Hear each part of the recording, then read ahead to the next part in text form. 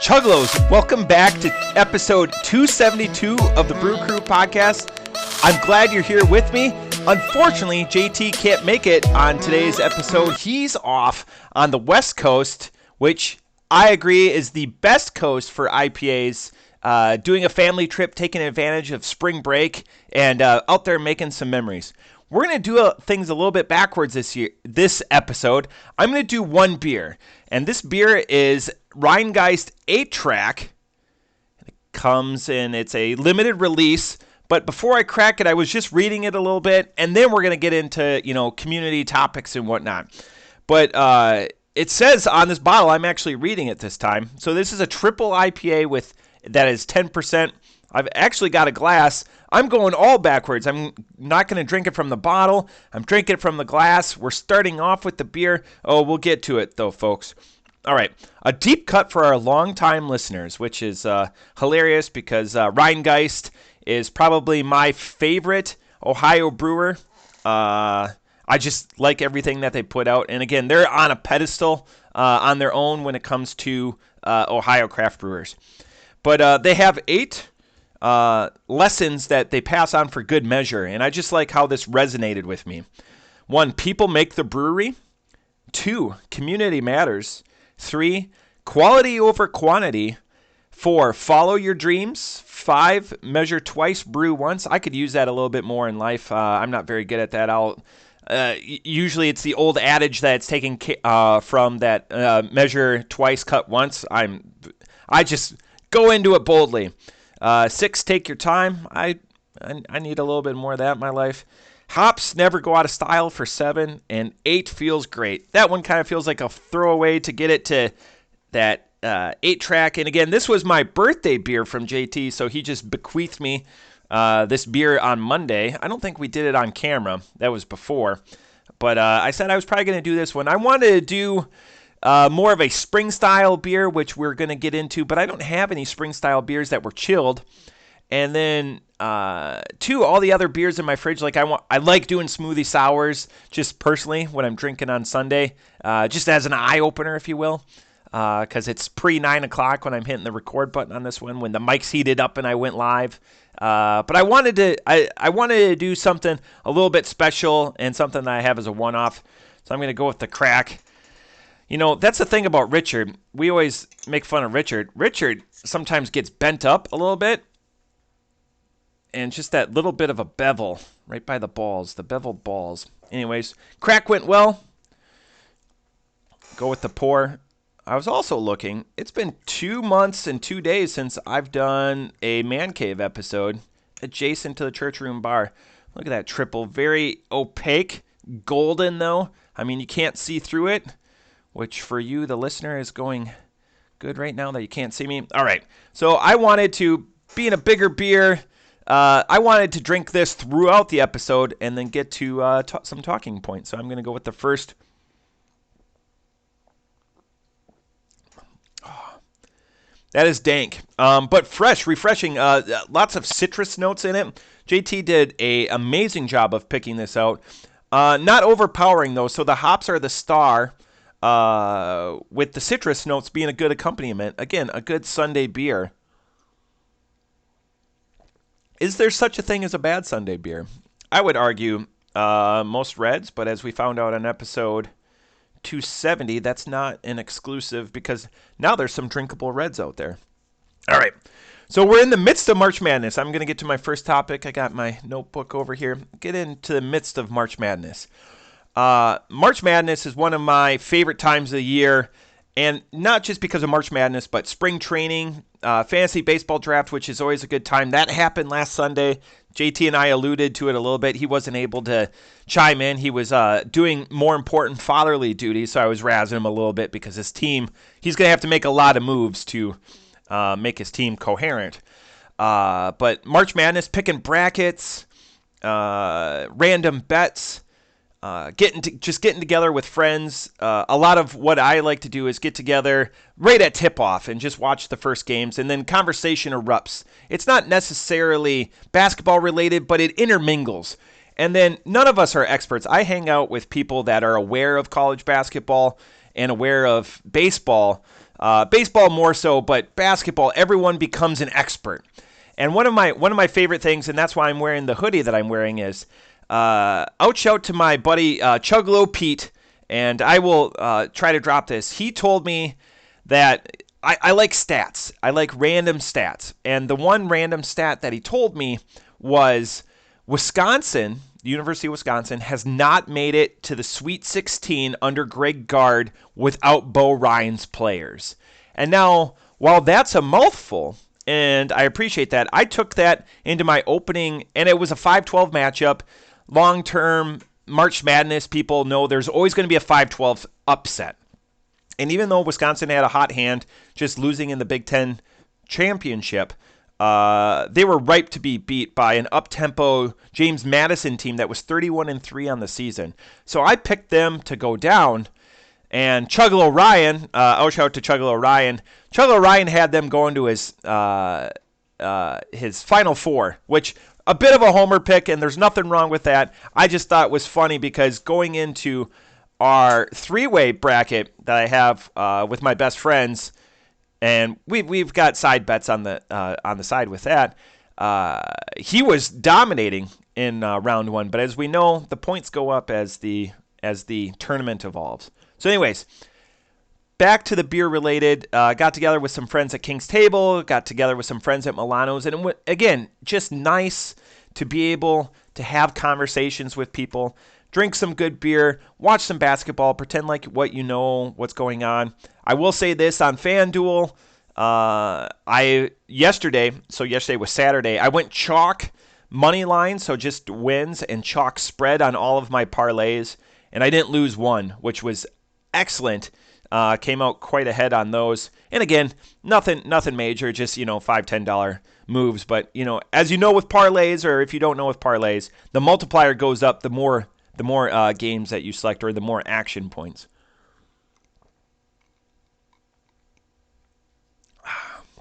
Wow, that is delightful. Later today, the missus has set up a day of fun, and she told me only the first place we're going to Warped Wing. And I have this gift card that Chuggalo Ryan gave me for Christmas 2 Christmases ago. And I keep forgetting it.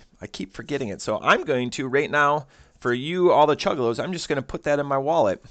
Otherwise, I will forget that again. So I'll finally be able to use that, Chuggalo Ryan. All right.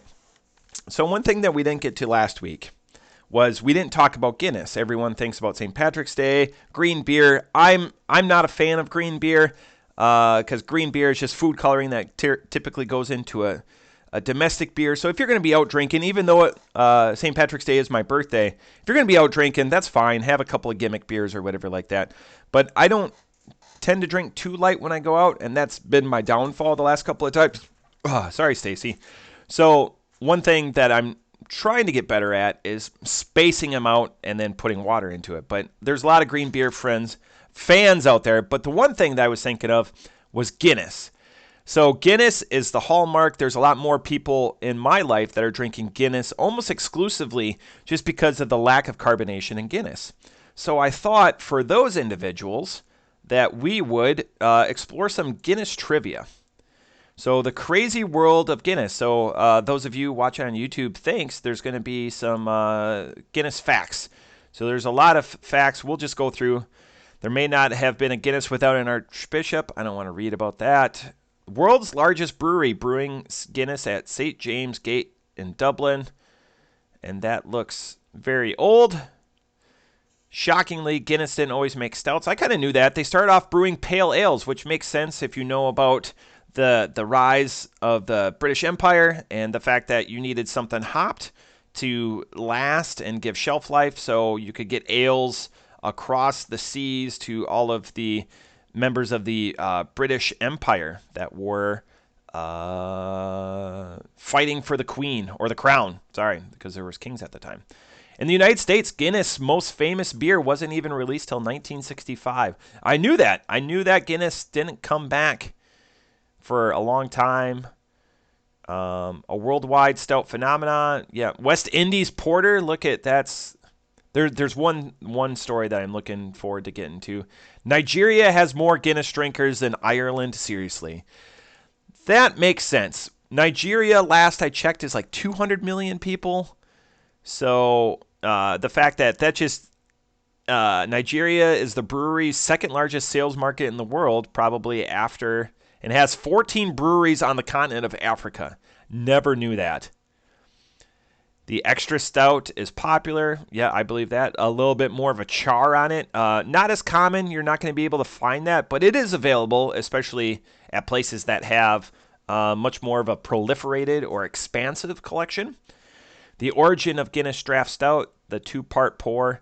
They will tell you, and I know Chuggalo Cobra did this, the perfect pour on a Guinness takes over 2 minutes. So they actually walk away and come around. And again, to get that action, there's nothing prettier than beer-related than a Guinness being poured. It's amazing. The origin of Guinness Draft Stout, the miracle of nitrogen. As we know, it's a nitrous beer, but not in the traditional way, rather CO2. But apparently the widget is more important than the internet. The widget is in the can. It sounds like a paint can. Why do people love? All right. So I think we've exhausted that. We'll go back to it. Got some other stories coming up because it is springtime. So we're going to talk about some springtime beers. What's going on? All right. This beer is delightful. Man, what a good birthday beer, JT. Last year, JT got me, because it was my 40th, got me some Four Locos as a play. They're still sitting in my fridge. I haven't found that opportunity to drink them.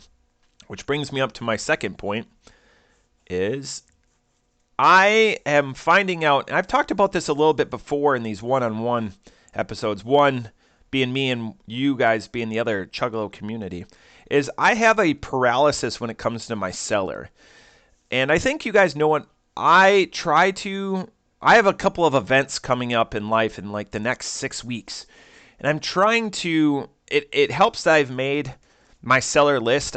It's still organized a little bit, but making my spreadsheet, I'm trying to pair out what beers I'm going to take to like what events or have available for what events, or like what I'm keeping and what's at its prime.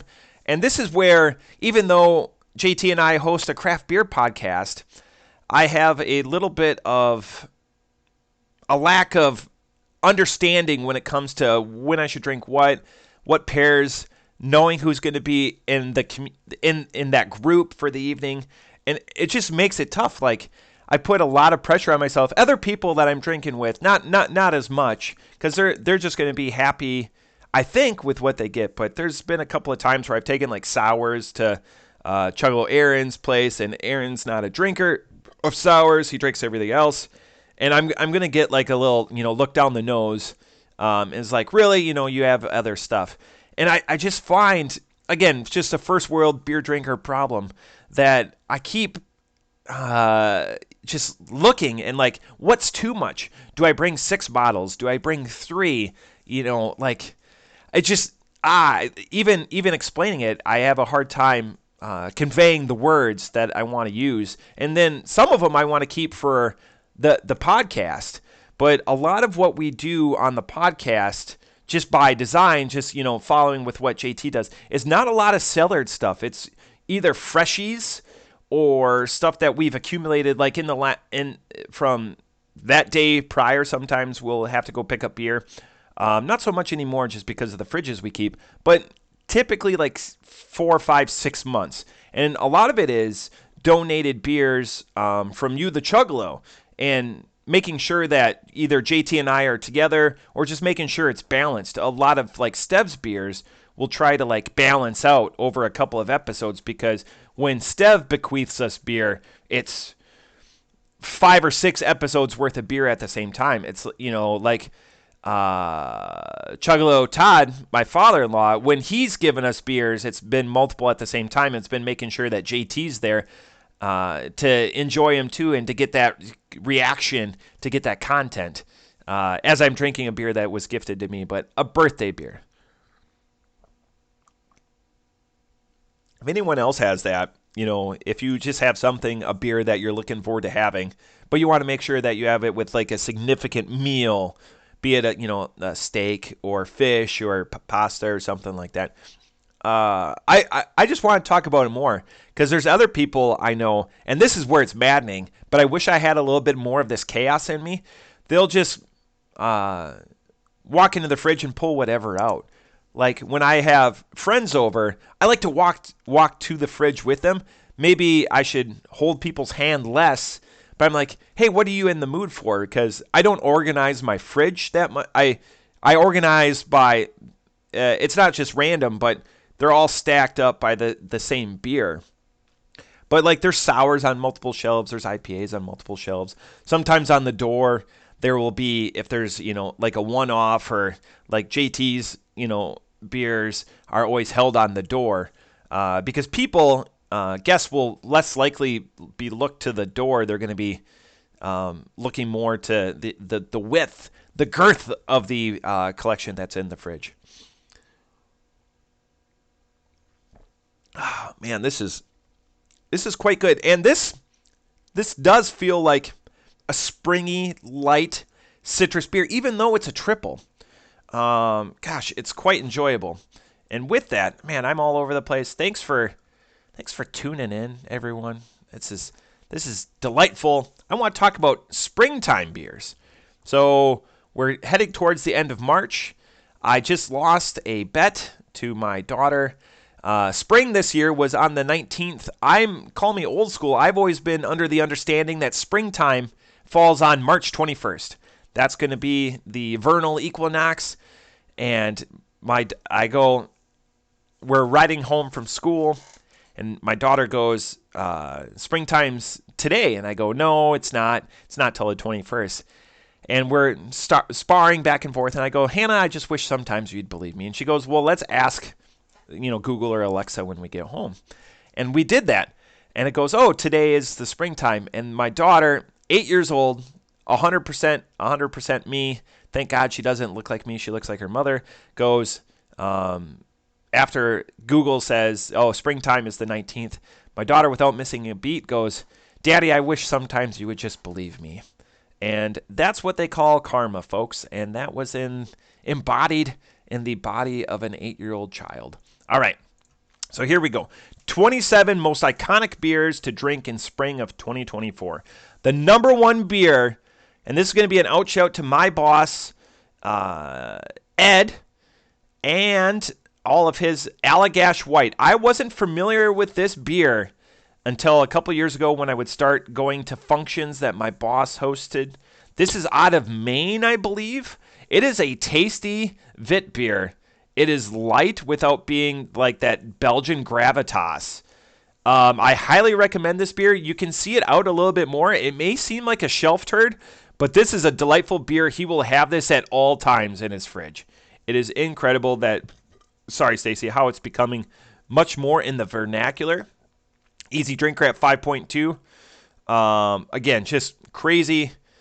Lot of explanation there. Other iconic Vit beers, Bell's Oberon. Bell's, that's probably like a third or fourth tier Bell's beer for me to drink. Trogue's Dreamweaver, not familiar with that one. Alaskan Brewing Company White, very much aware of. There's Chuggalo Dave is a big Alaskan fan. We're a big Alaskan fan here on the BCP. Dogfish Head Namaste, another, again, that just shows that Vit beer is not really my style. There's about 15 other Dogfish Heads I would go for first. Weinstefener Hefeweiss beer. I bought a few of these at my favorite watering hole, the King's Table. They make that beer, or it's a 22-ounce draft, so a lot of people like that as the value. So Bock beers, we haven't had too many of these Bocks on. So you get Dead Guy, Rogue Ales, of course. Very familiar with Jim Klein and everything that they're doing for Rogue, Bat Squatch. Excellent interaction that we had with them. Other box to look forward to is Great Lakes Rockefeller, not familiar. Iinger, that's probably the most famous one that's very available. They're my Bach. Trogs, Troganator Double Bach. Hackershore Hubertus Bach. Schilling, not familiar with. And there we get into the style for spring, probably for JT and myself, is the hazy IPAs. So New England style, but anyways, still an IPA, still very familiar. Haze, Treehouse, still haven't had Treehouse. Treehouse is the, sorry everyone, just fighting a cold a little bit. Treehouse is my desire, what I'm after for in 2024. There we go. Trillium, another one from the Northeast. Monkish, not familiar with. Parish Ghost in the Machine. This is an internet or beer snob or craft brew aficionado darling. I see everyone have Parish Ghost in the Machine. I didn't know it was a double until just now. Other Half, I've been killing Other Half. I have Other Half, all Citra, everything in the fridge right now. That's quite a good beer. Fidians, and there we go, Pale Ale. Sierra Nevada, obviously, out of Chico, and then we also know out of North Carolina. What else we got there? Scroll down. Deschutes, Muir Pond. I haven't heard of that one. Half Acre Daisy Cutter. Half Acre is a great beer. It's very similar in appearance to Other Half. Oscar Blues Dale's Pale Ale. That's been around for a long time. You're going to be able to, that's almost like going to be a gas station beer. How prevalent and widely dispersed it is. Toppling Goliath Pseudo Sue. I know we'll call it an IPA, technically an ale, a pale ale. Again, that beer is 10 out of 10, 5 out of 5. Saisons, Duranque, I know is going to be in there. Saison DuPont. See, this can is going to turn. I don't know why. I just, if you're going to see it, it'd be interesting to see maybe JT's reaction on that can art. Allagash Saison, haven't had that one. Jester King, they're out of Texas. Noble King, that's a good beer. All right, we're done with that, man. Gosh, a lot more. Again, not rehearsed. Just going through just initial fan reaction. We'll go to this beer.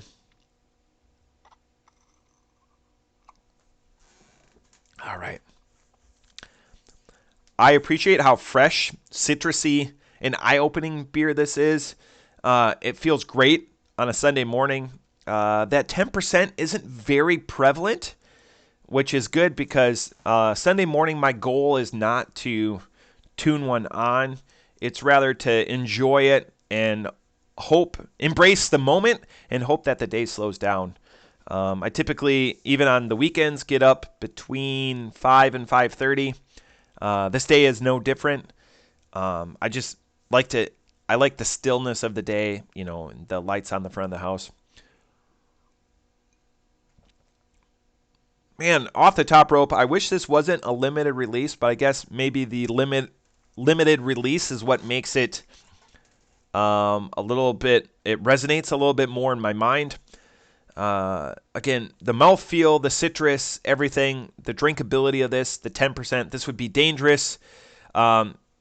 This would be pontoon crushable if you want to crush your pontoon on some rocks, because a couple of these, you're going to be well on your way. Off the top rope, I'm going to give 8-track from Rhinegeist a 4.5, but I'm going to give a 5.0 as a gift from JT. So 4.5 overall and a 5.0 in the gift department. So thank you for this, JT. It was a remarkable gift. I was thinking, when was the last time that we talked about Rhinegeist on the podcast? So I'm at a 4.5. Let's check this out a little bit. Let's go to the Untapped. So 4.5, community of 4.0, 4.06. Not a lot total so far. Again, with it being a limited release, maybe people are sitting on this one a little bit, so I'm a little above the community. and it's brewed to commemorate Rhinegeist's 8th anniversary. Isn't that crazy?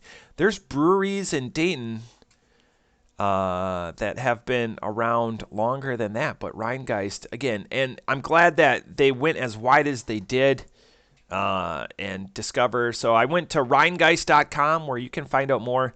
There is a word salad here, and how they started in 2005, or how their journey started out.